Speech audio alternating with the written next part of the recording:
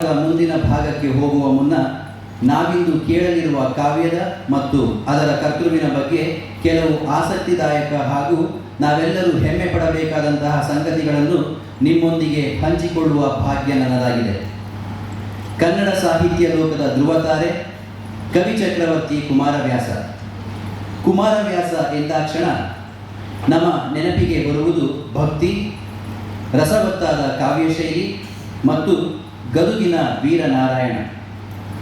ಕಾವ್ಯಲೋಕದ ಅದ್ವಿತೀಯ ಜಾದುಗಾರ ಕುಮಾರವ್ಯಾಸ ಎಂದರೆ ತಪ್ಪಾಗಲಾಗದು. ಇವರ ನಿಜವಾದ ಹೆಸರು ನಾರಾಯಣಪ್ಪ. ಗದಗ ಜಿಲ್ಲೆಯ ಕೋಳಿವಾಡ ಇವರ ಜನ್ಮಸ್ಥಳ. ಸಂಸ್ಕೃತದಲ್ಲಿ ವೇದವ್ಯಾಸರು ಮಹಾಭಾರತ ಬರೆದರೆ ತಾವು ಕನ್ನಡದ ವ್ಯಾಸರ ಕುಮಾರ ಎಂದು ವಿನಮ್ರತೆಯಿಂದ ಇಟ್ಟುಕೊಂಡ ಹೆಸರೇ ಕುಮಾರವ್ಯಾಸ. ಇವರು ಗದಗದ ವೀರನಾರಾಯಣ ಸ್ವಾಮಿಯ ಪರಮ ಭಕ್ತರಾಗಿದ್ದು, ಅದೇ ಗದುಗಿನ ವೀರನಾರಾಯಣ ದೇವಸ್ಥಾನದಲ್ಲಿ ಕುಳಿತು ಪ್ರತಿದಿನ ಬೆಳಗಿನ ಮಡಿ ಸ್ನಾನವನ್ನು ಮಾಡಿ ಒದ್ದೆ ಪಂಚೆಯಲ್ಲಿಯೇ ದೇವಸ್ಥಾನದ ಒಂದು ಮಂಟಪದ ಕಂಬದ ಆಶ್ರಯದಲ್ಲಿ ಕುಳಿತು ಕಾವ್ಯವನ್ನು ಬರೆಯುತ್ತಿದ್ದವರು ಎಂದು ಇತಿಹಾಸ ಹೇಳುತ್ತದೆ. ಅವರ ಭಕ್ತಿಗೆ ಮೆಚ್ಚಿ ಸ್ವಯಂ ವೀರನಾರಾಯಣನೇ ಕಾವ್ಯವನ್ನು ಉದ್ಧರಿಸುತ್ತಿದ್ದನಂತೆ.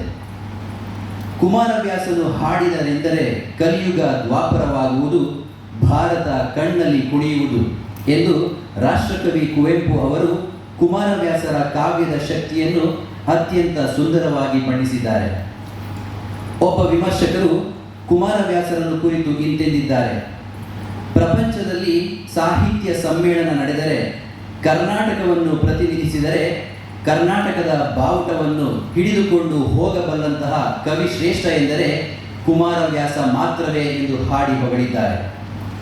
ಕರ್ನಾಟಕ ಭಾರತ ಕಥಾಮಂಜರಿಯ ವಿಶೇಷತೆಯನ್ನು ನೋಡುವುದಾದರೆ ವ್ಯಾಸರ ಮಹಾಭಾರತದಲ್ಲಿ 18 ಪರ್ವಗಳಿದ್ದರೆ ಕುಮಾರವ್ಯಾಸರು ಬರೆದದ್ದು ಮೊದಲ 10 ಪರ್ವಗಳನ್ನು ಮಾತ್ರ, ಆದಿಪರ್ವದಿಂದ ಗದಾ ಪರ್ವದವರೆಗೆ.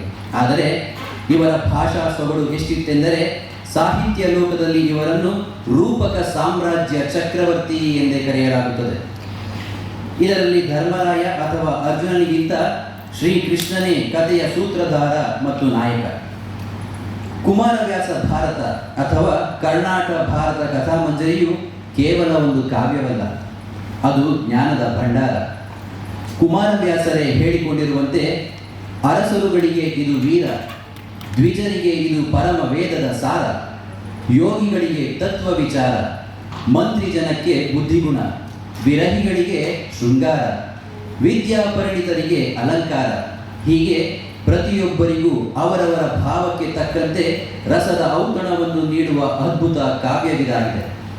ತೆಲುಗಿನ ನನ್ನಯ್ಯ, ಪಂಪ ಮುಂತಾದ ಮಹಾಕವಿಗಳು ಮಹಾಭಾರತವನ್ನು ತಮ್ಮದೇ ಶೈಲಿಯಲ್ಲಿ ಬರೆದಿದ್ದರೂ ಕುಮಾರವ್ಯಾಸರು ಭಾಮಿನಿ ಷಟ್ಪದಿಯಲ್ಲಿ ಕಟ್ಟಿಕೊಟ್ಟ ಭಕ್ತಿ ಹಾಗೂ ರೌದ್ರ ರಸದ ಚಿತ್ರಣ ಅನನ್ಯವಾದದ್ದು. ನಾವು ತಿಳಿದೋ ಅಥವಾ ತಿಳಿಯದೆಯೋ ಮಾಡಿದ ದುರಿತ ಕರ್ಮಗಳು, ಪಾಪ ಕರ್ಮಗಳಿಗೆ ಕುಮಾರವ್ಯಾಸರ ಕಾವ್ಯವು ವಜ್ರದಂಡವಿದ್ದಂತೆ. ಅವರ ಕಾವ್ಯದ ಅಥವಾ ಭಗವಂತನ ನಾಮಸ್ಮರಣೆಯ ಸ್ಪರ್ಶವಾಯಿತೆಂದರೆ ಸಾಕು, ನಮ್ಮ ಎಲ್ಲ ಪಾಪಕರ್ಮಗಳು ಸುಟ್ಟು ಭಸ್ಮವಾಗಿ ಹೋಗುತ್ತದೆ. ವ್ಯಾಸ ಮಹರ್ಷಿಗಳಿಂದ ಪ್ರೇರಿತರಾದ ಈ ಕುಮಾರವ್ಯಾಸರು ಕನ್ನಡದಲ್ಲಿ ರಸವತ್ತಾದ ಮಹಾಕಾವ್ಯವನ್ನು ನಮಗೆ ಕರುಣಿಸಿದ್ದಾರೆ. ಪ್ರತಿ ಕನ್ನಡಿಗನು ಜಗತ್ತಿನ ಮುಂದೆ ಹೆಮ್ಮೆಯಿಂದ ಬೀಗಲು ಕುಮಾರವ್ಯಾಸರ ಕಾವ್ಯ ಸಾಕ್ಷಿಯಾಗಿದೆ. ಇಂದು ವಿಶ್ವವಿದ್ಯಾನಿಲಯಗಳಲ್ಲಿ, ಅದರಲ್ಲೂ ಆಕ್ಸ್ಫರ್ಡ್ನಂತಹ ವಿಶ್ವವಿದ್ಯಾನಿಲಯದಲ್ಲಿಯೂ ಕುಮಾರವ್ಯಾಸನ ಅಧ್ಯಯನ ನಡೆಯುತ್ತಿರುವುದು ಸಂತಸದ ವಿಷಯ.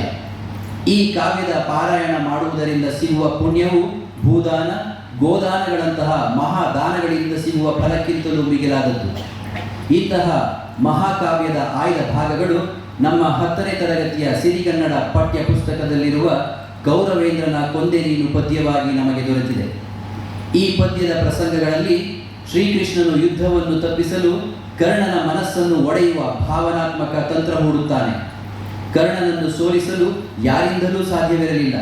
ಆದರೆ ಕೃಷ್ಣನು ಇಲ್ಲಿ ಅಸ್ತ್ರ ಹಿಡಿದು ಹೋರಾಡುವುದಿಲ್ಲ, ಬದಲಿಗೆ ಕರ್ಣನ ಧರ್ಮ ಸಂಕಟ ಮತ್ತು ಸತ್ಯಪ್ರಿಯತೆಯನ್ನೇ ಅಸ್ತ್ರವನ್ನಾಗಿ ಬಳಸಿ ಅವನ ನೈತಿಕ ಬಲವನ್ನು ಕುಂದಿಸುತ್ತಾನೆ. ಕುಮಾರವ್ಯಾಸರು ಈ ಮಾನಸಿಕ ಯುದ್ಧವನ್ನು ಅತ್ಯಂತ ಮಾರ್ಮಿಕವಾಗಿ ಚಿತ್ರಿಸಿದ್ದಾರೆ. ಇಂತಹ ಭವ್ಯ ಇತಿಹಾಸವಿರುವ ಕಾವ್ಯವನ್ನು ಕೇವಲ ಓದುವುದಕ್ಕಿಂತ ರಾಗಬದ್ಧವಾಗಿ ವಾಚನ ಮಾಡುವಾಗ ಕೇಳುವುದೇ ಒಂದು ದಿವ್ಯ ಅನುಭೂತಿ. ಈ ಸುಂದರ ಸಭೆಗೆ ಆಗಮಿಸಿರುವ ಗಣ್ಯರನ್ನು ಸ್ವಾಗತಿಸುವುದು ನನ್ನ ಸೌಭಾಗ್ಯ. ಮೊದಲನೆಯದಾಗಿ ತಮ್ಮ ಸುಮಧುರ ಕಂಠಸಿರಿಯಿಂದ ಕುಮಾರವ್ಯಾಸನ ಪದ್ಯಗಳಿಗೆ ಜೀವ ತುಂಬಲು ನಮ್ಮೊಂದಿಗೆ ಉಪಸ್ಥಿತರಿರುವ ನಾಡಿನ ಪ್ರಸಿದ್ಧ ಗಮಕಿಗಳಾದ ಶ್ರೀಮತಿ ವಿದುಷಿ ಧರಿತ್ರಿ ಆನಂದರಾವ್ ಅವರಿಗೆ ನಮ್ಮ ಶಾಲೆಯ ಪರವಾಗಿ, ಕನ್ನಡ ವಿಭಾಗದ ಪರವಾಗಿ ಹಾಗೂ ನೆರೆದಿರುವ ಸಮಸ್ತ ವಿದ್ಯಾರ್ಥಿಗಳ ಪರವಾಗಿ ಹೃತ್ಪೂರ್ವಕವಾದ ಸ್ವಾಗತವನ್ನು ಕೋರುತ್ತೇನೆ. ನಿಮಗೆ ಈ ಸಾಹಿತ್ಯ ಕಾರ್ಯಕ್ಕೆ ಸ್ವಾಗತ.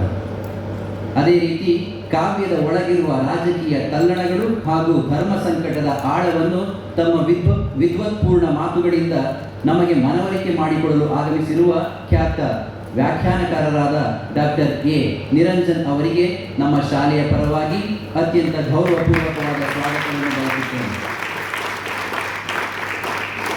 ಇಂತಹದೊಂದು ಅದ್ಭುತ ಶೈಕ್ಷಣಿಕ ಕಾರ್ಯಕ್ರಮವನ್ನು ಆಯೋಜಿಸಲು ಸದಾ ಪ್ರೋತ್ಸಾಹ ನೀಡುವ ನಮ್ಮ ಶಾಲೆಯ ಗೌರವಾನ್ವಿತ ಆಡಳಿತ ಮಂಡಳಿಗೂ, ಸದಾ ಮಾರ್ಗದರ್ಶನ ನೀಡುವ ಪ್ರಾಂಶುಪಾಲರಿಗೂ ಹಾಗೂ ಉಪಪ್ರಾಂಶುಪಾಲರಿಗೂ, 9 ಮತ್ತು 10ನೇ ತರಗತಿಯ ಮುಖ್ಯ ಶಿಕ್ಷಕರಿಗೂ, ಕಾರ್ಯಕ್ರಮದ ಯಶಸ್ಸಿಗೆ ಶ್ರಮಿಸಿದ ಸಹೋದ್ಯೋಗಿ ಶಿಕ್ಷಕ ವೃಂದದವರಿಗೂ ನನ್ನ ಪ್ರೀತಿಯ ಸ್ವಾಗತವನ್ನು ಕೋರುತ್ತೇನೆ.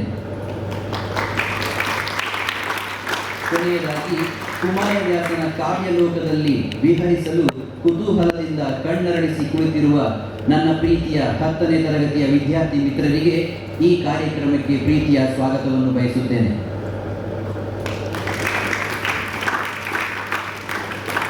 ಶ್ರೀಮತಿ ಧರಿತ್ರಿ ಅವರ ಕಂಠಸಿರಿ ಮತ್ತು ಡಾಕ್ಟರ್ ನಿರಂಜನ್ ಅವರ ಅದ್ಭುತ ವ್ಯಾಖ್ಯಾನದ ಮೂಲಕ ನಾವಿಂದು ದ್ವಾಪರ ಯುಗದ ಆ ಮಹಾಭಾರತದ ರಣರಂಗಕ್ಕೆ ಕೊಂಡೊಯ್ಯಲ್ಪಡಲಿದ್ದೇವೆ.